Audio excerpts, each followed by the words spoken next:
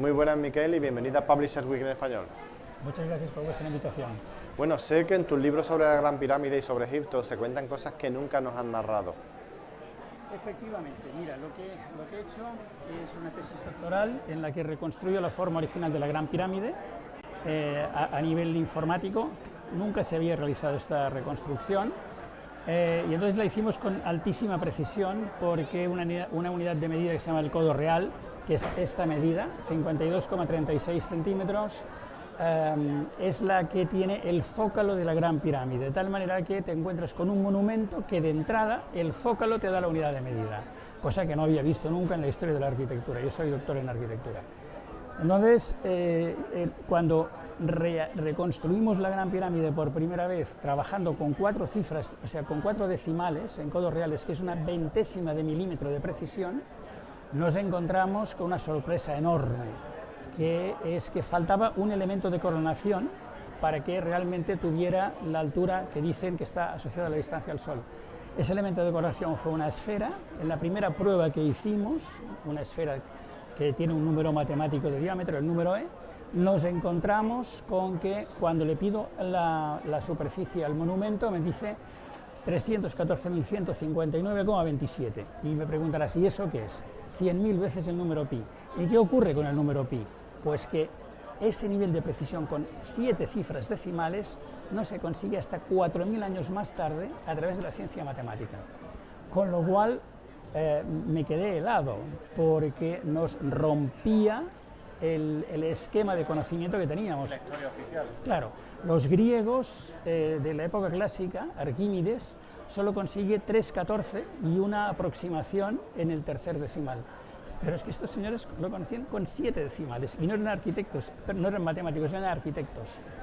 Miguel, ¿y has seguido investigando al respecto después de tus libros? Sí, efectivamente. Mira, vamos a ver, Egipto es un gran enigma y la Gran Pirámide era el primero de los enigmas que estudié, pero lo que hallé en la Gran Pirámide me llevaba obligadamente a plantearme si había unas leyes matemáticas y geométricas en todo el mundo de Giza, es decir, en la meseta de Giza.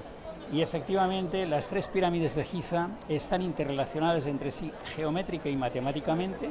Las he reconstruido las leyes que había, de tal manera que se trataría de un primer, digamos, de una primera obra de urbanismo funerario.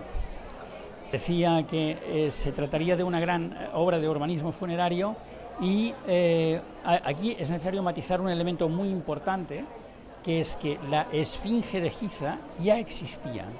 Es decir, la Esfinge de Giza he demostrado que es un monumento astronómico del 8º milenio antes de Cristo. Un monumento que lo que hace es recoger, o sea, conmemorar un hecho único en los cielos que representa un conocimiento de astronomía absolutamente desconocido respecto del que nosotros creíamos que podían saber entonces, ¿no? Hablo, fíjate, del 8º milenio, es decir, del 7000 y pico antes de Cristo. El proceso de investigación continuó después, más allá, intentando ver si en los otros monumentos egipcios habían referentes similares a la Gran Pirámide, a Giza y a la Esfinge, y efectivamente. Y después me fui más allá y empecé a ver qué influencia podía tener en la civilización occidental.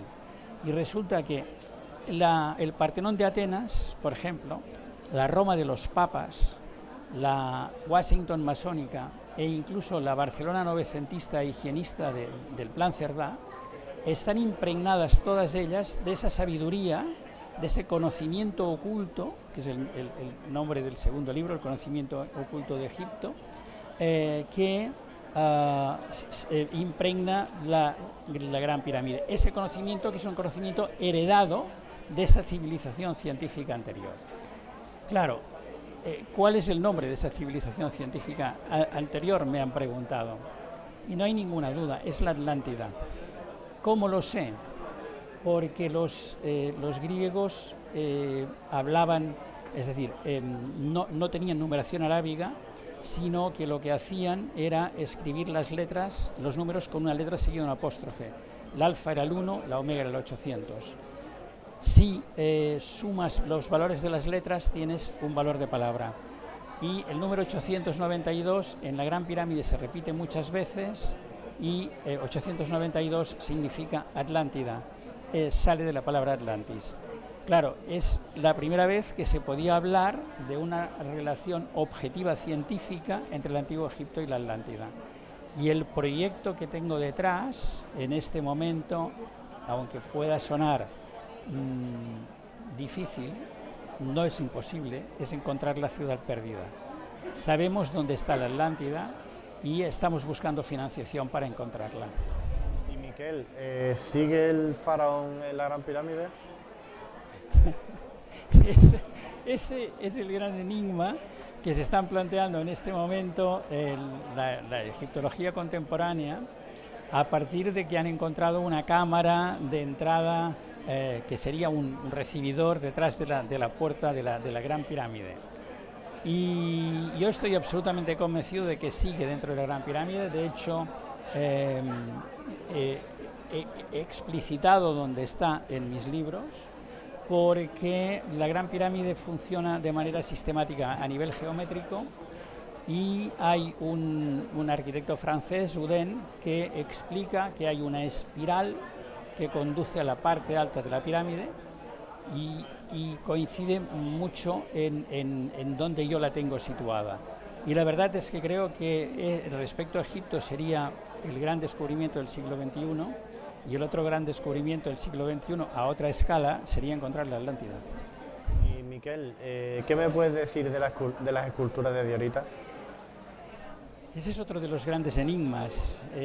No he sabido de ninguna de las maneras, no me he atrevido a establecer una teoría sobre cómo se reconstruyó la Gran Pirámide, sobre cómo se construyó la Gran Pirámide, porque me cuesta mucho aceptar que sin el conocimiento del hierro, que por otro lado se han encontrado elementos de hierro dentro de la pirámide, sin el conocimiento del hierro y con instrumentos de cobre, se pudiera llegar a construir un edificio de esas características.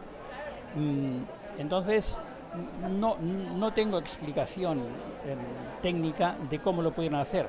A ver, puedo hacer especulaciones, pero no tendría certeza científica de que esta especulación es cierta. En la misma línea, las estatuas de diorita superan la mayoría de las preguntas que nos hacemos los egiptólogos al respecto, porque vamos a ver, la diorita tiene una gran dureza en la escala Mohs y nos encontramos que para esculpir diorita harían falta unos cinceles que tuvieran una dureza similar al diamante. Y claro, teóricamente estos señores tenían cinceles de cobre. Entonces, ¿cómo lo pudieron hacer? Porque además el tallado es de una perfección que recuerda un tallado con láser, por decirlo de alguna manera, ¿no? Egipto nos sigue sorprendiendo y nos sorprende mucho más allá de lo que nosotros nos podemos imaginar, porque nos ofrece una tecnología tan avanzada que solamente se podría corresponder con una ciencia tan avanzada como la que hallamos. Y a partir del momento en el que la latitud de la Gran Pirámide está asociada a la velocidad de la luz, nos rompen todos los esquemas. Y creo que es preciso en este momento tener la humildad de volver a reescribir la historia partiendo del punto de vista de que hubo un inicio, de que la humanidad alcanzó un nivel muy elevado de ciencia y conocimiento, que ahí hubo un gran corte y que volvimos a empezar de cero. Y yo creo que eso en el fondo es una gran cura de humildad, porque la civilización ya se ha destruido una vez. Es decir, ¿qué hicieron mal estos señores? Bueno, tal vez no hicieron nada mal, tal vez es que hubo un elemento externo, que es la gran inquietud que yo en estos momentos tengo, que es que había un cometa que pasaba cerca de la Tierra y que desprendiendo elementos metálicos de la cola se produjeron impactos de esos elementos a nivel meteorítico que produjeron grandes cataclismos. Graham Hancock ha hablado de ello refiriéndose al 10.600 perdón, al 10.800 y al 9.600 antes de Cristo. Yo creo que la destrucción de la Atlántida, que se produjo 1000 años antes de la Gran Pirámide, porque la Gran Pirámide es el monumento que conmemora el milenario de la destrucción de la Atlántida, por lo tanto estaríamos hablando del 3500, la causa fue exactamente la misma. Y el gran problema es que este cometa, que está documentado desde el punto de vista de la mitología, es el ave fénix, pero que en cambio no está documentado desde el punto de vista de la ciencia, porque la última vez que pasó cerca de la Tierra no teníamos telescopios. Ese cometa vuelve, y vuelve en 2047. Y no es la fecha que recoge los canales estelares de la Gran Pirámide.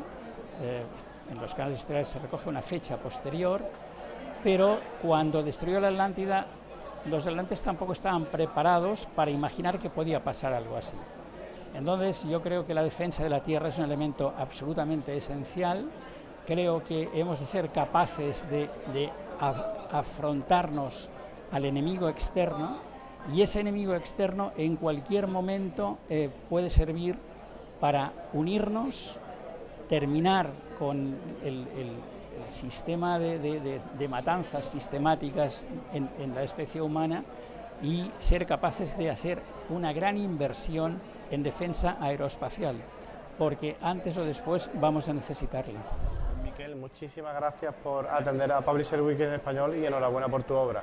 Muchísimas gracias, de verdad.